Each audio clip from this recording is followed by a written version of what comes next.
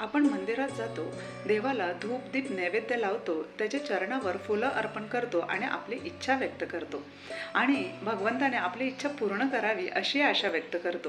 परंतु तुम्ही सांगा, हे जे तुम्ही देवाला दिलेलं आहे, प्रसाद दिला असेल, 50-100 रुपयाचं काहीतरी आपण देतो, पण ते आपलं आहे का? जी फुलं आपण भगवंताच्या चरणावर सोपवतो किंवा वाहतो तर ती झाडाची असतात, चरण भगवंताचे असतात. आपला यात संबंध आला कुठून, नाही का?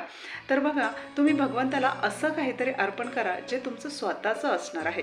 मग ते चैतन्य असेल, तुमचा त्याग असेल किंवा तुमच्यामधील प्रेम असेल. आपल्यामध्ये प्रेम ही अशी सर्वश्रेष्ठ गोष्ट आहे, जे आपण अर्पण केले तर भगवंत नक्की प्रसन्न होणार आहे. इथून पुढे जेव्हा मंदिरात जाणार तेव्हा बाकीच्या वस्तू नाही नेल्या तरी तुमच्यातलं प्रेम आणि तुमच्यातलं त्याग, समर्पण हे भगवंताला दिसू दे. तुम्ही जेवढं प्रेम भगवंताला देणार आहात त्याच्या कितीतरी पटीने जास्त प्रेम तो तुम्हाला देणार आहे.